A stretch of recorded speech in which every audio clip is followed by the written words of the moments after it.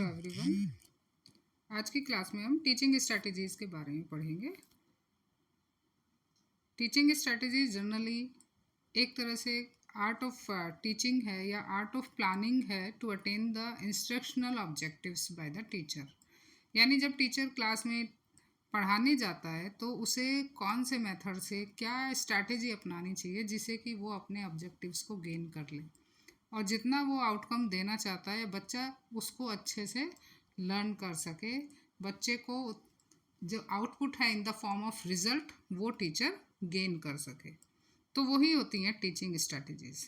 तो जनरली जो teaching strategies हैं वो टू टाइप्स की होती हैं, autocratic strategy and democratic. Autocratic जिनको हम हिंदी में प्रभुत्ववादी व्यूहरचना कहते हैं और डेमोक्रेटिक जो प्रजातांत्रिक व्यूहरचना होती है। प्रभुत्ववादी यानी ऑटोक्रेटिक स्ट्रैटेजी जो है वो टीचर सेंटर्ड होती हैं। इनमें होल सोल इंचार्ज जो है वो टीचर रहता है और बच्चा जो है वो एक लिसनर की तरह काम करता है, पैसिव लिसनर रहता है। जबकि प्रजातांत्रिक व्यूहरचनाएं स्टूडेंट सेंटर्ड रहती हैं और यहाँ पर प्राइम जो बच्चे को प्रेफरेंस दी जाती है या जो इम्पोर्टेंस दी जाती है वो बच्चे को ज़्यादा दी जाती है, इसीलिए इन्हें क्या है स्टूडेंट सेंटर करते हैं। तो ऑटोक्रेटिक में अगर हम करें बात तो इसमें ये काफ़ी विधियां हैं जिसमें से फर्स्ट है lecture method, demonstration method, then tutorial teaching. Tutorial teaching भी 3 तरह की है, सुपरवाइज ट्यूटोरियल, ग्रुप ट्यूटोरियल और प्रैक्टिकल ट्यूटोरियल। और नेक्स्ट है इसमें प्रोग्राम इंस्ट्रक्शन। तो फर्स्ट अगर हम कहते हैं कि लेक्चर मेथड सबसे पुरानी मेथड है, ये बहुत ही ट्रेडिशनल मेथड है जिसमें कि जो टीचर है वो एक्टिव रहता है और स्टूडेंट जो है वो हमेशा पैसिव लिसनर की तरह काम करता है। तो यहाँ पर जो प्रोमिनेंट प्लेस है वो टीचर ऑक्यूपाई करता है क्लास के अंदर, और इस मेथड को हम छोटी क्लासेस में नहीं यूज़ कर सकते हैं क्योंकि वहाँ छोटे बच्चों को हम लेक्चर मेथड से पढ़ाना और उन्हें समझाना उतना आसान नहीं होता है। तो फिर भी जबकि ये मेथड छोटी क्लासेस के लिए इतना सुटेबल नहीं है, फिर भी इस मेथड को हम सक्सेसफुली हायर क्लासेस में यूज़ करते हैं क्योंकि हायर क्लासेस में बच्चा बड़ा होता है और इस मेथड से हम उसे पढ़ाते हैं। यहाँ पर लेक्चर मेथड का एक स्पेशलिटी और ये है कि इस मेथड के थ्रू हम बहुत सारे बच्चों को एक साथ लेक्चर दे सकते हैं और जो हमारा सिलेबस है उसको टाइमली कंप्लीट कर सकते हैं।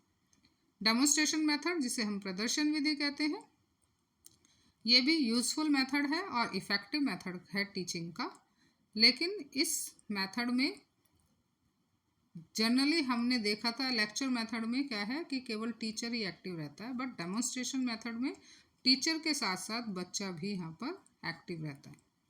लेकिन क्योंकि यहाँ डेमोन्स्ट्रेशन टीचर को ही करना पड़ता है, कोई भी एक्सपेरिमेंट जो वो दिखा रहा है बच्चे के सामने, तो इसलिए जो मेन फंक्शन रोल प्ले करता है, मेन रोल वो टीचर प्ले करता है। इसके बाद ट्यूटोरियल टीचिंग आती है। ट्यूटोरियल टीचिंग में जो टीचर है वो स्मॉल ग्रुप्स ऑफ स्टूडेंट्स को पढ़ाता है, जनरली 5 से 10 स्टूडेंट्स या 12 स्टूडेंट्स हो सकते हैं। तो इसमें वो बच्चों की प्रॉब्लम्स को सॉल्व करता है और ये जनरली देखा जाए तो कोचिंग सेंटर्स में यूज़ होता है। या हम ट्यूटोरियल टीचिंग क्लासेस में बच्चों की जो प्रॉब्लम सॉल्विंग क्लासेस चलाते हैं तो वहाँ भी हम इसे यूज़ कर सकते हैं। इसे 3 पार्ट्स में हम बांट सकते हैं, सुपरवाइज ट्यूटोरियल, ग्रुप ट्यूटोरियल और प्रैक्टिकल ट्यूटोरियल। सुपरवाइज जिसमें टीचर एक सुपरविज़न करता है यानी बच्चे को निरीक्षण करता है और उसको उस थ्रू से पढ़ाता है, कहीं प्रॉब्लम आती है तो वो उसे वहाँ बताता है। ग्रुप ट्यूटोरियल जिसमें बच्चों को एक ग्रुप में बैठा लिया जाता है और फिर वहाँ उसे टीचिंग। प्रैक्टिकल जितना भी जो प्रैक्टिकल काम है उसमें भी टीचर जो है एक बच्चे पे ध्यान देता है, उसे जो भी वो प्रैक्टिकल काम कर रहा है और उसकी प्रॉब्लम आने पर उसे वहाँ सॉल्व करता है। इसके बाद प्रोग्राम इंस्ट्रक्शन, इस जिसको हमें अभिक्रमित अनुदेशन कहते हैं, इसमें जो स्टूडेंट्स हैं their responses are controlled by the programme.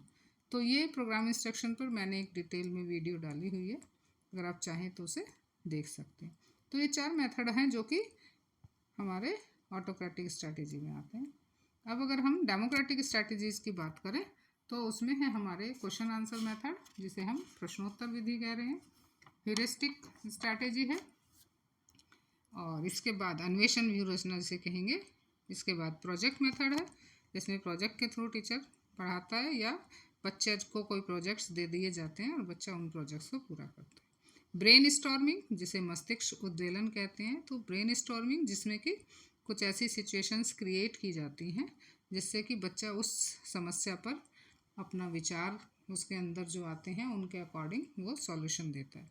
Assignment strategy है दत्त कार्य, डिस्कवरी मेथड, खोज विधि और रोल प्लेइंग मेथड। तो ये कुछ डेमोक्रेटिक स्ट्रैटेजीज़ हैं जहाँ पर कि बच्चे को ज़्यादा इम्पोर्टेंस दी जाती है और टीचर जो है वहाँ पर एक गाइड का काम करता है, एक उसको इंस्ट्रक्शन देता है, उसकी प्रॉब्लम्स को सॉल्व करता है। देन कुछ मेथड्स हैं और उनके इन्वेंटर्स हैं जो कि आपको एग्ज़ाम में काफ़ी हेल्प करेंगे। तो जैसे कि प्रोग्राम इंस्ट्रक्शन है, तो इनके इन्वेंटर कौन है? BF Skinner. प्रोजेक्ट मेथड, जिसके इन्वेंटर WH किलपैट्रिक है। ह्यूरिस्टिक मेथड, जो कि HE आर्मस्ट्रॉन्ग ने दिया था। Brainstorming AF Osborn inventor है। एंड डिस्कवरी मेथड जो है वो JS ब्रूनर ने दिया था, जबकि प्रॉब्लम सॉल्विंग मेथड जो है वो हर्बर्ट स्पेंसर ने दिया था। तो आई थिंक ये आपको कुछ टीचिंग मेथड्स और इन्वेंटर उनके पता चल गए होंगे, क्योंकि जब शॉर्ट क्वेश्चंस आते हैं पेपर में तो उसमें कभी कभी केवल इन्वेंटर का ही नाम पूछ लिया जाता है। तो थैंक यू वेरी मच। ये वीडियो आपको अच्छी लगी होगी तो शेयर करिए, लाइक करिए, और चैनल पे सब्सक्राइब, नए हैं तो सब्सक्राइब भी करिए, और कमेंट ज़रूर करिए ताकि ये पता चले कि आप क्या वीडियो के बारे में एक तरह से क्या व्यूज़ हैं आपके, और कुछ कमी है तो उसको अच्छा किया जाए और अच्छी वीडियोज़ आपके लिए बनाई जा सके। Thank you.